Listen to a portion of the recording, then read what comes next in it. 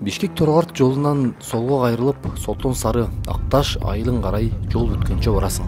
Биз жетчү жерге дагы 60 чакырымдай жол бар. Бирок таштаак жол. Нарын облусунун Нарын районуна караштуу Оруктам айылы.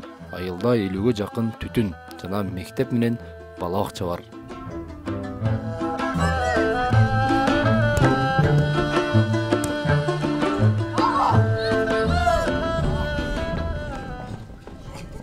Айыл деңиз деңгээлинен 2650 метр бийиктикте. Андыктан бул жакта сууктун күчү өзүнчө бир керемет. Бул айылда Баян Осмонов аттуу кыргыз тил мугалими жашайт. Жашайт дегенде кандай? Үй ат эле болгон 4 дубал ичинде 2 уулу жана жубайы менен күн кечирет.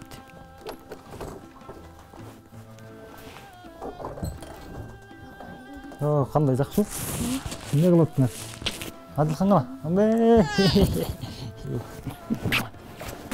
Мететтек була. Эмне кылып аттың? Жакшы берсе. Чыгып кетесиңби? Суук болот ба? Эшик карачы. Чыкпайсыңбы эшикке? Эшик суук, а? Жүр.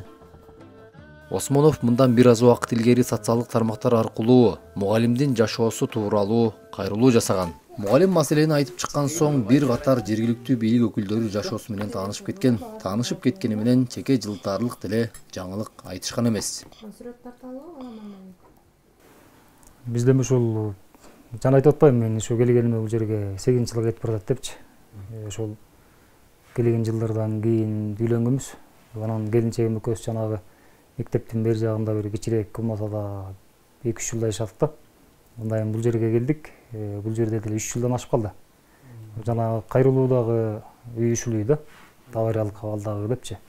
Анан бул үйдүн деле өзүңүздөр көргөндөй бир эле бөлмөсүндө жашап атабыз.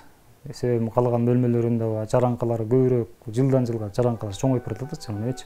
Баян Осмонов мугалим 1993 жылы Нарын облусунун Нарын районуна караштуу Таш Башат айылында туулган. 3 бир туугандын уулусу. 2011 жылы мектепти аяктап, Нарын шаарындагы Нарын мамлекеттик университетинин тилдер бөлүмүндө кыргыз тили жана адабияты адистигине тапшырып, 2015 жылы аяктаган.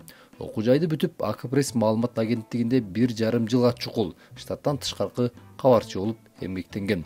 2017 жылы Нарын районуна караштуу Оруктам айылындагы Абышка Алсейитов атындагы орто мектебине жумушка кабыл алынып, ошол күндөн ушул күнгө чейин мугалимдик кесипти аркалап келет.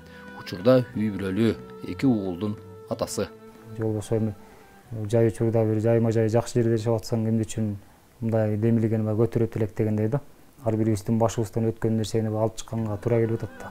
Баян агайдын айтып чыккан маселеси ар бир жаш мугалимдин башында турат. Бул айылдабы же өлкөнүн башка бир алыскы аймагындабы мектепте мугалим болуп иштеген жаш адистерге шарт түзүү зарылчылыгы орчундуу маселе экендигин айтып турат.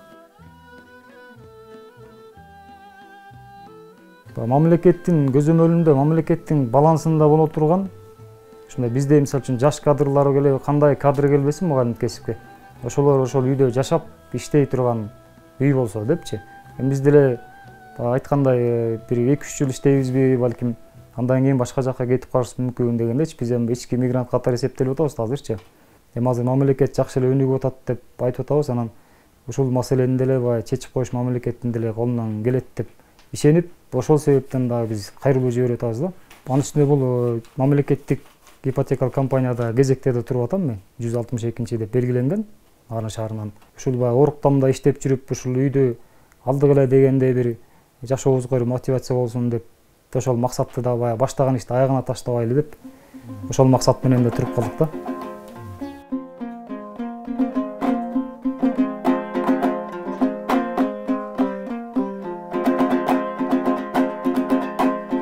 Ойлосом болуп көңүл шат, жолуксам деймин кайрабат, театр ачып жатканда эй, нарындан жазган саламга, нарындан жазган саламга.